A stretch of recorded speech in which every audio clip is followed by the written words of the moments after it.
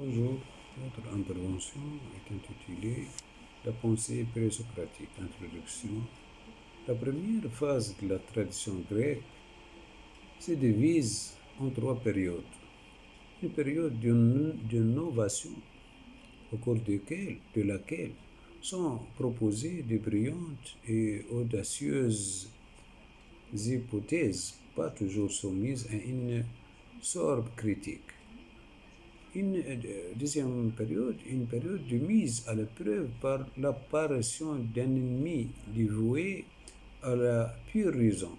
Troisième période, une période de consolidation où des penseurs sensibles à la fécondité et à la puissance de la raison ont essayé de bâtir des systèmes de pensée fondés sur l'imagination et l'expérience. Cette tripartition est à son tour révélatrice du schéma interprétatif stigmatisé par Hegel pour l'ensemble de la période qui va de Thalès à Aristote. Thèse, antithèse, synthèse. Le lecteur éprouvera sans doute une certaine satisfaction à l'y reconnaître et à se laisser guider par lui. Il faut savoir par ailleurs que les textes des penseurs de la période présocratique, qui s'étend du XVIe siècle au Ve siècle avant Jésus-Christ, ont presque entièrement disparu. Les fragments conservés par des auteurs tardifs, s'ils ne permettaient pas de reconstituer une histoire définitive de la période considérée. De moins peuvent-ils nous instruire de la genèse des réflexions et des thèses qui s'y trouveraient développées. La présentation ordonnée des généralités conceptuelles retenues pour les différents penseurs de cette première période nous apparaît plus pertinente qu'une présentation auteur par auteur. La chronologie se trouve respectée, mais l'œuvre de chaque penseur est ventilée généralité conceptuelle par généralité conceptuelle. Dans la continuité de chaque thème, les évolutions sont de la sorte rendues plus perceptibles. Chez les penseurs présocratiques, ces généralités conceptuelles ont été identifiées. Les différentes explications raisonnées de la nature physique, les réflexions menées à partir de l'observable logos de l'âme, puis les thèses relatives à l'astronomie, cosmos, les apports au domaine de la théorie de connaissance, les apports au domaine de la théologie, les apports à une philosophie morale. Cette présentation générale se prête à tout le système voulu. Le penseur pré-platonicien. Si la rareté des fragments conservés par des auteurs tardifs ne permettait pas de reconstruire une histoire définitive de la période considérée, il est néanmoins possible de classer les penseurs qu'ils appartenaient. Il nous propose de le faire par référence aux trois parties qui, après Aristote, ont divisé la philosophie. La logique était la raison dans toutes ses manifestations. L'éthique était demeure et de la vie pratique. La physique était de la nature. Physis sous toutes ses formes. En se référant à cette tripartition, les penseurs présocratiques ont attaqué leur répartition principalement, mais non exclusivement, pour leurs études de la nature, domaine de la physique, c'est-à-dire comme des physicos. Un physicos étudie la physique, la nature. Son but est assez simple. Il veut décrire le monde naturel et il veut l'expliquer.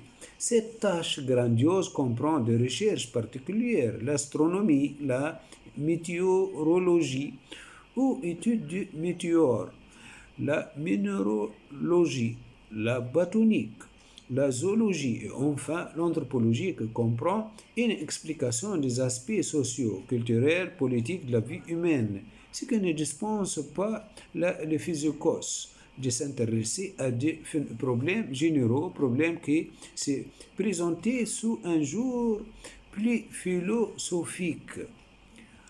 Comment l'univers a-t-il commencé? Comment s'est développé? Quelle est sa constitution fondamentale? Quels sont ses éléments, ses principes? Ce qui vaut aux physicaux, de notre part, ils estiment presque sans limite. C'est qu'ils ont étudié la nature pour elle-même, qu'ils ont pour la première fois affronté l'étude de la nature en se servant d'une manière de faire et d'une méthode qui deviendront la manière de faire et la méthode de la science et de la philosophie. En simplifiant beaucoup, on peut caractériser cette méthode à l'aide de trois rubriques suivantes. La première rubrique, pour banale qu'elle soit et pourtant capitale, l'univers n'est pas un toé-boé. Sous la pluralité apparente et apparemment capricieuse de sa structure se cache une unité fondamentale.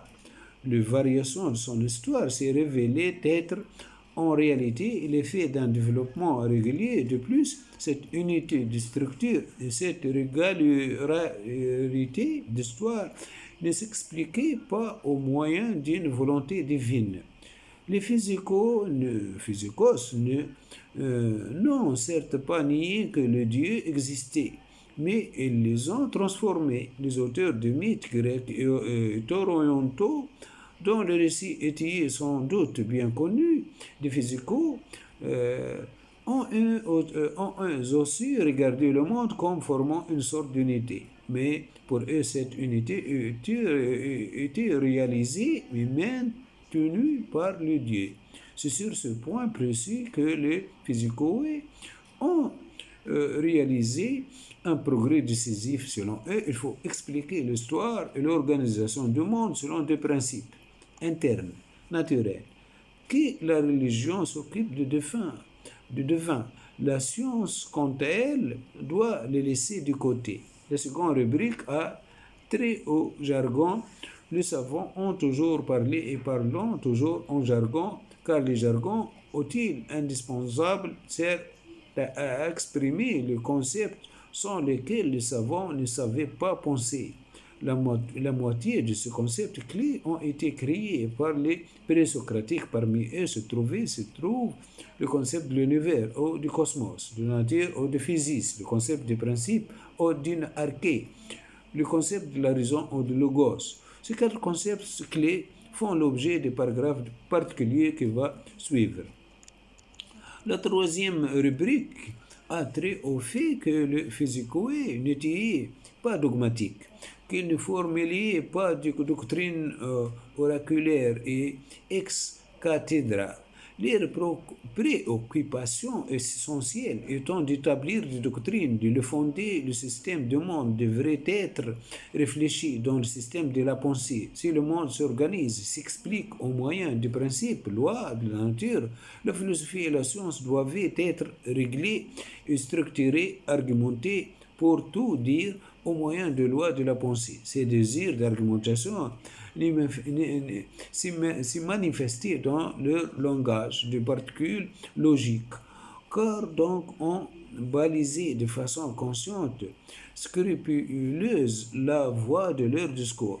Être rationnel en ce sens-là pourrait sembler un trait assez répandu et peu remarquable, mais au contraire, c'est le trait le plus remarquable des physicoïs et le plus rare.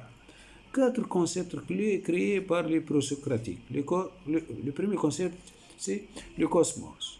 Que veut dire cosmos? Construire le concept de l'univers, de tout ce qui existe, est un exploit remarquable. Plus remarquable encore était le choix de mots qui a y exprimé ce concept. Le mot cosmos vient d'un verbe qui veut dire ordonner, ranger. Homère s'en sert lorsqu'il parle des généraux de l'armée grecque qui rangeaient leurs soldats.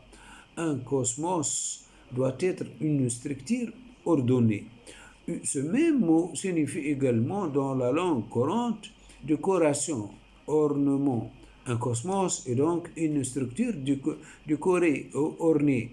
Le concept de l'univers tel que le mot cosmos l'exprime inclut donc à la fois un aspect rationnel et un aspect esthétique. Tout comme le ciel nocturne, l'univers est lui aussi à la fois indissolublement explicable et élégant. Deuxième concept, la physis. La nature, la physis, s'oppose à l'art, à la technique. L'objet naturel ne sont pas fabriqués comme les objets artificiels. Ils croissaient, ils possèdent. Le mot physis dérive du verbe phien, posséder. Le concept de la physis distingue donc le naturel de l'artificiel, tout autant indiquant le principe de cette distinction. Les objets naturels possèdent, c'est-à-dire qu'ils ont en eux-mêmes un principe de développement ou de mouvement. Mais le contenu du mot physis n'est pas épuisé dans l'opposition à la technique. On peut parler de la physis en général ou de la physis de quelque chose, de la physis de son, par exemple, de celle de tonnerre ou de celle de l'éléphant. En ce sens, la physis de X s'identifie à l'essence de X, aux traits centraux de X, desquels dépendaient toutes ses propriétés. La physis de son devra donc être identifiée à sa constitution chimique et elle pourra être caractérisée par une formule qui précise quels sont les éléments fondamentaux du son et les proportions selon lesquelles ils ont mélangé. Troisième mot, l'arché. Que veut dire arché? Puisqu'elle est la constitution interne des choses, la physis se présente comme un principe. Donc l'arché, c'est le principe. Arché. Or, le mot arché était ambigu dans la langue courante. Il signifie ou bien commencement ou bien gouvernement.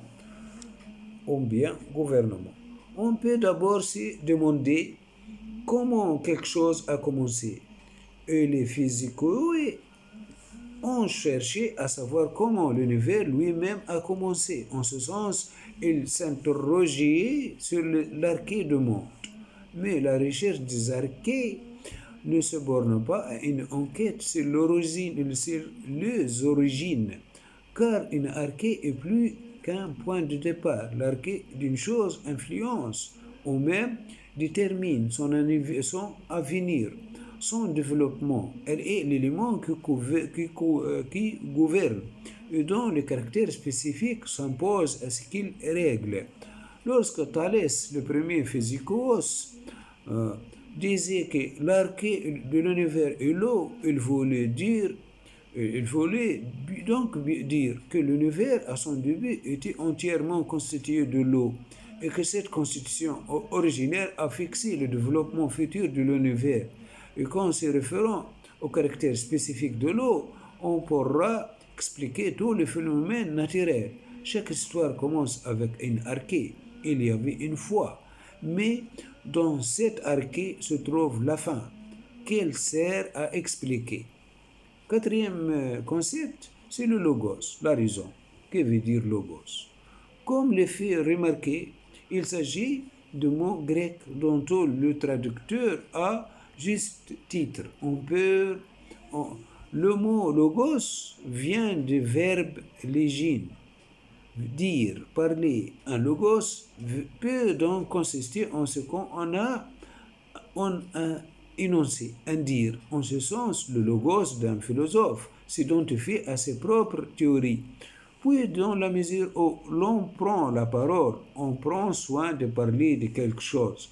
Il existe alors de logoé, de choses. Donner un logos de tonnerre veut dire décrire le tonnerre, expliquer ce qui est le tonnerre et pourquoi il se réalise de telle ou telle façon. En ce sens, un logos équivaut à une description explicative, à un éclaircissement. Or, si l'on dit quelque chose, si l'on produit un logos et non pas de simples sons, sans signification, si l'on explique quelque chose, il faut en tout cas quand on exerce sa raison. Par conséquent, le mot logos peut être appliqué à la faculté grâce à laquelle nous parlons de choses et les expliquons. Le logos, c'est la raison même. Et du mot logos veut dériver le mot logiquer. La logique, à ce stade, il serait fallacieux de laisser penser que le présocratique était des logiciens ou qu'ils avaient réfléchi aux règles d'inférence, tout autant de laisser entrevoir qu'ils auraient pris plaisir à défaire les théories d'autrui par leurs propres raisons. Maintenant, période d'innovation, les différentes explications raisonnées de la nature, physis. Physis veut dire la Terre flotte, la Terre repose sur l'eau, c'est selon Aristote, traité du ciel. La plus ancienne théorie qui nous a été transmise étant l'attribuée à Thalès de Milet. Tout le monde est constitué d'eau, le même Thalès de Milet fut sans doute conduit à cette croyance en observant que toute chose se nourrissait de l'humide et que le chaud lui-même en procède et en vite. Or, ce dont les choses viennent et pour tout leur principe. Telle est l'observation que lui fit d'adopter cette manière de voir et aussi cet autre trait que le semence de toutes choses ont une nature humide et que l'eau est l'origine de la nature des choses humides. Aristote, Métaphysique A. Pour Anaximandre, suivant et complétant son concitoyen Thalès, les premiers animaux sont nés de l'humide, enveloppés par une matière épineuse. Le temps aidant, ils évoluèrent vers une condition plus sèche qu'après avoir brisé leur écorce. Ils survécurent un court instant ainsi. Pour ce qui concerne l'homme, une considération supplémentaire s'impose, car l'homme est le seul être vivant qui requiert une nourrice pendant toute son enfance. Les premiers hommes ont donc dû être engendrés à partir des animaux d'une autre espèce. Nos ancêtres étaient peut-être des poissons. C'est Anaximandre, opinion de philosophe. Aetios. Les éléments de base des deux choses existantes tels qu'ils étaient identifiés par Anaximandre et l'air. Ce troisième physicos de Milet, comme on le verra chez son maître Anaximandre, s'est satisfait d'un seul principe, celui de l'infini. Il a expliqué comment, à partir de l'air, d'autres choses pouvaient être engendrées. Les variations de densité et de raréfaction selon Hippolyte, réfutation de toutes les hérésies, lui conférait différents aspects. Lorsqu'il délie jusqu'à son stade le plus subtil, il devient feu, tandis que le vent représente une forme plus condensée de l'air et que le nuage proviennent de l'air qui est soumis à un processus de feutrage. Sous les effets d'une condensation encore plus poussée, il devient eau, un stade encore plus avancé de condensation produit de la terre et de la phase ultime de condensation produit de pierre. Il en découle que les facteurs principaux de la génération sont des opposés, le chaud et le froid. L'élément de base à partir duquel l'univers se dirige est le fait. C'est également l'explication qu'ont donnée dans son livre constitué le célèbre Logos d'Héraclite. Toutes les choses peuvent se changer à mesure égale en fait et le fait en toutes choses. De même que on va pour du bien contre l'or et de l'or contre du bien. L'originalité d'Héraclite se montre à travers trois thèses qui constituent le cœur véritable de sa pensée. D'abord, Héraclite, tout en ayant la possibilité d'une cosmologie, a développé sa théorie de l'origine de l'univers. Ce cosmos-ci, le même Pour tout, nul de Dieu ni de l'homme, des hommes ne l'a fait, mais il était toujours et sera fait éternel, s'allumant en mesure et éteignant en mesure. Thèse tout à fait originale qui a dû frapper les contemporains Héraclite, pour lesquels la première tâche de physique consistait précisément à expliquer l'origine du cosmos. Et là, les fragments d'Héraclite qui ont servi ne nous renseignaient guère quant à la justification de cette affirmation qui n'avait jusqu'alors jamais été émise. Maintenant, les réflexions menées à partir de l'observable. Le principe arché de toute chose existant inclus dans la science d'Anaximandre est l'apérion indéfini ou l'infini. Il dit dans un fragment que ce principe ni l'eau ni aucune des autres choses nommées éléments, mais qu'il est une autre nature, et apairon, dans lequel trouver leur origine. Tout le ciel ainsi que le monde qu'il constituait est la source de devenir de choses existantes et c'est là même qu'elles trouvaient leur anéantissement selon la nécessité, car elles s'infligeaient mutuellement pénalité et châtiment à cause de leur injuste selon une répartition donnée par le temps. Un arbre pousse de la terre dont il prend sa nourriture, puis mort, il pourrit et sa matière revient à la terre. La pluie tombe de l'air, puis évaporée par le soleil. Elle revient à l'air. Les choses qui engendraient les objets naturels et qui les anéantissaient sont donc des éléments dans un sens assez flou. Ce sont des espèces de matière. Elles sont des choses comme terre et bois, air et eau, le humide et le sec, le chaud et le froid. Lorsque l'arbre pousse, il y a une injustice de bois contre la terre. Le bois vole de sa substance à la terre. L'arbre, une fois pourri, le bois a dédommagé la terre. Toute génération, tout anéantissement se passe d'une façon semblable, tout en se conformant aux régularités déterminées par le temps. Cet apairon engendre l'univers sous l'influence d'un mouvement éternel. Pourquoi un mouvement éternel? Parce que ce mouvement doit expliquer le commencement de l'univers.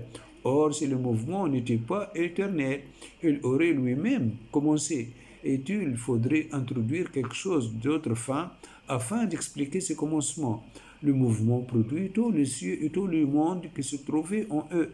Et il ne cesse jamais, c'est-à-dire il ne renonce jamais à son travail productif, destiné à préciser le processus cosmogonique et à rendre un peu plus exacte les théories d'Anaximandre, telle est la tentative d'Anaximène. En effet, faire appel à un mouvement éternel n'expliquait rien de quel type de mouvement s'agit-il. D'un mouvement qui modifie les principes, de quelle manière? Selon lui, le mouvement est un mouvement qui est compris ou qui dilate.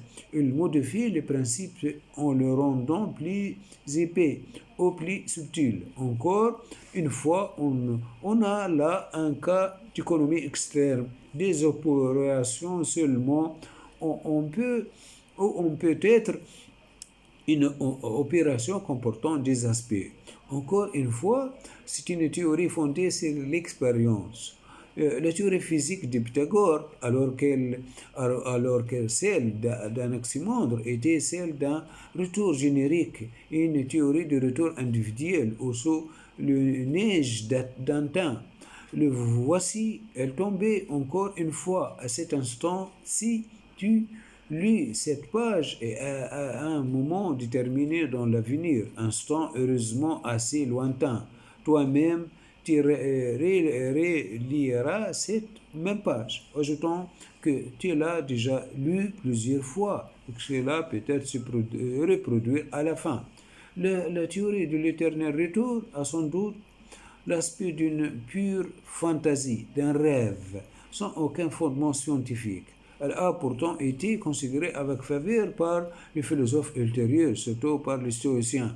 Pythagore lui-même avait conçu ce retour comme relevant d'une physique comme un postulat qui pouvait être confirmé par des observations, des arguments scientifiques.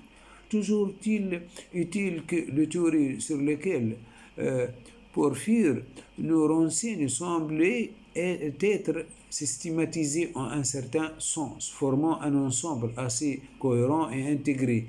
L'immortalité de l'âme, qui pourrait être équivalente à une immortalité personnelle, se réalise au moins de la métempsychose. Celle-ci suggère à son tour l'homogénéité de toutes les espèces d'êtres vivants et elle relève d'une théorie plus générale, la théorie de l'élément retour. Cependant, aucun témoignage ne peut nous donner l'assurance que Pythagore ait essayé de fonder ses théories sur des arguments et qu'il ait voulu les présenter sous une forme argumentative. Mais si la pensée propre de Pythagore reste voilée à cet égard, il est parmi ses premiers disciples de véritables physicoïs. Constitutive de la deuxième et troisième thèse d'Héraclite, voici la doctrine de la plus connue des Éphiciens, telle que Platon la relèvera dans le Cratyle, son dialogue le Cratyle. Héraclite dit, n'est-ce pas, que tout passe et rien ne demeure, comportant les choses au courant d'un fleuve. Il ajouta qu'on sera entré 2 fois dans la même fleuve. Tout passe et rien ne demeure. Voilà une pensée clé de Héraclite, même si les 2 mots tout passe sous lesquels cette doctrine a été rapportée ne sont pas le terme caractéristique des Éphésiens. On voit la thèse illustrée d'une façon inhabitablement claire dans le petit fragment suivant. Les choses froides se réchauffent et le chaud se refroidit. L'humide s'achève, le sec se mouille. Toute chose change sans cesse, mais le changement ni fortuit ni dangereux. Au contraire, si l'on peut dire cesserait d'exister si l'on l'agite plus. L'agitation, le changement, lui, sont essentiels. Ils ne le menacent pas, mais ils soutiennent toute chose et au fond un mélange d'éléments. L'univers lui-même se montre aux philosophes un mélange éternel. La troisième thèse, étroitement liée à la seconde, affirme l'unité des opposés. Même chose, être vivant ou être mort, être éveillé ou être endormi, être jeune et être vieille, car ceci se changeait en cela et cela se changeait en ceci. Héraclite a illustré cette troisième thèse au moment d'une série d'observations quotidiennes. Le jour et la nuit ne font qu'un seul phénomène. Le commencement et la fin d'un anneau se confondaient. Le chemin qui monte et le chemin qui descend sont les mêmes. Dieu est jour et nuit, hiver et été, guerre et paix, richesse et famine. Tout le contraire, voilà ce qu'il veut dire. Il prend des formes variées, tout comme l'huile d'olive, qui quand elle se mêle à des épices, reçoit un nom conforme à l'odeur de chacun d'eux. Ainsi, après Héraclite, nous donnons deux noms distincts aux différents phénomènes que nous observons en raison des caractères opposés que nous présentés, mais en deçà de cette pluralité contradictoire et toujours en mouvement se trouve une unité fondamentale qui s'identifie au feu de vin. C'est l'âme, c'est de l'âme. L'âme est immortelle. Elle s'attache à toute une série de corps humains et non humains. Porphyre, vie de Pythagore, a relevé les points admis suivants. D'abord que l'âme est immortelle, ensuite qu'elle passe dans d'autres espèces animales. En outre, qu'à des périodes déterminées, ce qui a été régné, que rien n'est absolument nouveau. et qu'il faut reconnaître la même espèce à tous les êtres qui reçoivent vie. Car ce sont là, d'après la tradition, le dogme que Pythagore le premier introduisit en Grèce. Pour quelle raison Pythagore a-t-il adopté la théorie de la métempsychose et avec quelle richesse l'a-t-il développée? Nous ne le savons pas, mais il l'a certainement soutenu et après lui, elle devait connaître chez le penseur grec une longue et illustre carrière. Ayant reçu les enseignements aux oraux de Pythagore, Alcméon prétend, lui aussi, comme le révèle Aristote dans son livre de l'âme, que l'âme est immortelle par sa ressemblance avec les êtres immortels, et que cette ressemblance lui appartient en vertu de son éternel mouvement, car toutes les choses divines se mouvaient toujours d'une façon continue. La lune, le soleil, les astres et le ciel tout entier. Ainsi, l'âme se mouvant toujours, elle existe toujours. C'est une conjecture séduisante de penser qu'Alcméon a entrepris d'intégrer les théories de Pythagore dans un système raisonné. Alcméon était sans doute un physicos. Il a d'ailleurs développé une théorie dans laquelle les opposés occupaient une place importante de plus. Il était médecin et le premier représentant d'une remarquable tradition de philosophes médecine. Il a décrit les opérations des 5 sens et reconnu que le cerveau joue un rôle important dans la perception. Il a appliqué ces théories physiques au cas spécial du corps humain dont il a essayé d'expliquer la santé et la maladie. La nature de l'âme beaucoup préoccupée, j'ai cherché moi-même entre les limites de l'âme. Tu ne sauras le trouver en poursuivant ton chemin selon que soit la route. Tant est profond le logos qu'elle renferme. Cite Diogène Laërce, vie de philosophe. Pourtant, on peut y faire du progrès. Pour ceux qui entrent dans le même fleuve, autres et autres coulés les eaux, et des âmes aussi s'écaler de substances humides. L'âme est une espèce de vapeur, elle se renouvelle en prenant sa nourriture des exhalaisons de l'air qu'on respire, de l'âme qui est cuit par la chaleur de l'estomac. Malgré ce changement constant, elle conserve son identité, de même qu'un fleuve ne perd pas son identité, bien qu'il soit forme d'eau toujours différente. Associé à la psychologie, on trouve chez Héraclite des réflexions sur la mort et l'au-delà, car les hommes doivent s'attendre mort à des choses qu'ils n'espéraient ni n'imaginaient. Le logos s'étend donc à notre état post-mortem. De plus, il comporte un code de conduite pour notre vie d'ici-bas. C'est ceux qui parlent avec intelligence doivent s'appuyer sur ce qui est commun à tout. De même qu'une cité doit compter sur ses lois, et avec une plus grande confiance encore, car toutes les lois des hommes se nourrissent d'une seule loi, la loi divine, car elle a autant de pouvoir qu'elle en veut. Suffit pour tout, et lui en reste encore. Voilà, c'est terminé notre intervention sur la pensée pré-socratique. Merci bien à votre attention. Au revoir.